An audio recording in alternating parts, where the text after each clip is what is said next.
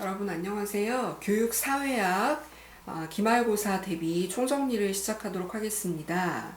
자, 보시는 슬라이드의 내용을 보면서 여러분 수업 시간에 필기했던 내용을 잘 정리해서 좋은 결과 있도록 복습하시기 바랍니다.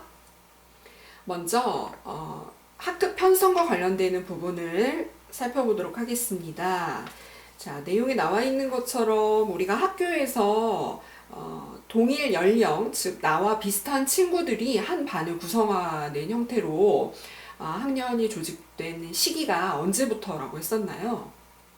자, 근대 교육이 시작된 19세기 초부터라고 볼 수 있겠습니다. 19세기 초라는 것을 여러분 잘 기억하셔야 됩니다. 20세기 초부터 학교가 동일 연령 집단으로 학년을 조직하였다. 이렇게 설명이 나오면 잘못된 것으로 골라낼 수 있도록 준비하시기 바랍니다. 그리고 동일 연령 집단으로 구성을 했을 때 그렇다면 무엇인가 장점이 있었기 때문에 이런 식으로 진행을 했다라고 볼 수 있겠는데요.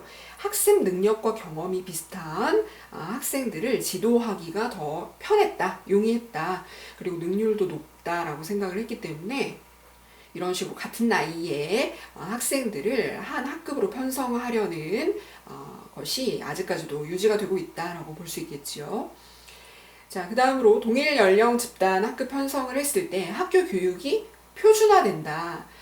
즉 10살 초등학교 3학년 학생들은 동일한 내용을 표준화된 형태의 교과서 안에 담겨있는 교육 과정을 통해 다루게 된다라고 볼 수 있겠죠.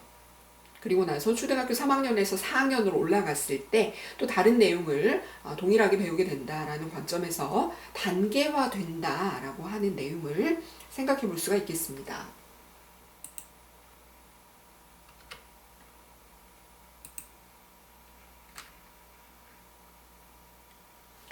자, 다음으로 학급 편성과 관련해서 또 기억을 해 두셨으면 하는 것은요. 우열반이라고 얘기를 하는 능력별 반 편성, 그리고 문과, 이과로 구분을 하는 계열별 편성을 위해 학생의 능력이나 적성을 측정해서 분류할 필요가 발생하기 때문에 성적에 따른 또 시험에 따른 선발 절차가 불가피해졌다라고 하는 내용을 잘 기억하시기 바랍니다.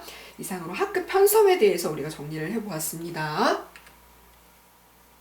자, 다음으로 나오는 것은 한국 교육 선발의 특성, 이 네 가지 박스 안에 있는 내용으로 소개가 되고 있습니다. 자, 먼저 입학 단계에서의 선발이라고 하는 것은요, 우리가 입시 준비에 대학에 내가 원하는 대학에 진학을 하기 위해서 굉장히 많은 사교육비, 시간, 노력을 투자하고 있다라고 하는 형태의 특징을 생각해 보았습니다. 다음으로 상대적 경쟁에 따른 선발 이 중요하다. 그래서 옆에 있는 친구보다 내가 점수가 더 높아야 된다라고 생각하기 때문에 학생과 학부모들이 성적에 대한 관심을 매우 높게 보이고 있다라고 하는 특성이 있었습니다. 자, 세 번째, 상급 학교에 의한 선발이라고 하는 것은요, 입시의 주체, 즉 우리 대학에 들어올 학생을 뽑는 것은 고등학교가 아니라 상급 학교인 대학에서 결정을 하고 있다라고 하는 특성이 우리 사회에 있다라는 것이죠. 자, 마지막으로 객관식 시험 선발이다 라고 나와 있는데요. 동그라미를 해보시기 바랍니다. 자, 수험생의 주관적 답안 작성이 권장되나요? 그렇지 않습니다. 자신의 생각을 표현하는 연습을 많이 하기보다는 주어진 문제에 대한 정답을 정확하고 빠르게 골라낼 수 있도록 객관식 시험을 통한 선발을 우리 교육에서는 더 중요하게 다루고 있었다라고 하는 특성을 잘 기억하시기 바랍니다. 자, 다음으로는 시험의 기능에 대해서 정리를 해보도록 하죠. 몽고메리라는 학자에 따르면 시험의 기능이 6가지로 소개가 되었습니다. 자, 먼저 첫 번째 자격 부여에다 동그라미 해보시기 바랍니다. 자, 내가 시험을 봐서 어떤 자격증을 얻겠다라고 하는 것은 그 자격증과 관련되는 내용에 어떤 실력을 갖추고 있다라는 것을 의미하는 것이죠. 다음 두 번째, 경쟁 촉진에다가 동그라미를 해보시기 바랍니다. 자, 시험을 통해서 옆에 있는 사람보다 내가 더 열심히 공부해서 좋은 결과가 나왔으면 좋겠어 라고 하는 별로 공부에 관심이 없더라도 시험을 준비하면서 다른 친구도 열심히 노력하고 있구나. 나도 한번 해볼까? 이런 생각을 하게 된다라는 것이 있었습니다. 자, 다음 세 번째, 5번이라고 되어 있는 교육과정 결정에다 동그라미를 해보시기 바랍니다. 수능 시험에 3년 연속으로 출제되었던 교과서의 내용이다라고 했을 때는 그 부분을 교과서에서 빼기는 참 어려운 결정일 것입니다. 이와 같이 시험에서 다루어지는 주요 내용이 교육 과정을 구성하게 된다라는 관점에서 시험의 기능을 생각해 보았습니다. 자, 그럼 여러분 여기서 시험의 기능에 사회 통제가 포함된다라는 것이 맞을까요? 사회 통제는 시험과 몽고메리가 설명한 내용으로서 특별히 관련이 없다라고 볼 수 있기 때문에 여러분 사회 통제 X라고 해서 몽고메리의 시험의 교육적 기능에 포함되지 않는다라는 내용으로 잘 기억을 하시기 바랍니다.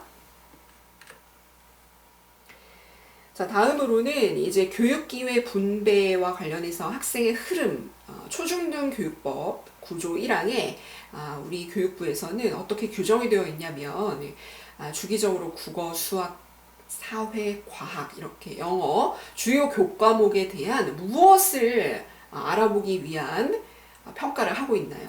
학업 성취도 평가를 실시하고 있다라고 볼 수 있겠습니다. 그래서 학업 성취도 평가를 시행함으로써 학교급 지역 부모의 교육 수준에 어떤 차이가 나는가를 이제 분석하기 위한 그 활동을 하고 있다. 그래서 빈칸에 들어갈 말이 뭐냐라고 했을 때 학업 성취도라는 것을 잘 기억하시기 바랍니다. 이것을 통해서 A라는 학교에 비해서 B라는 학교가 더 성적이 우수하게 나오고 있느냐, 지역에 따라서 도시 농촌 간의 차이가 있느냐, 부모의 학력 수준에 따라서도 학생의 성취도의 차이가 보이는가, 이런 것들을 국가 차원에서 확인을 하기 위해서 학업 성취도 평가를 하고 있다라는 것을 잘 기억하시기 바랍니다.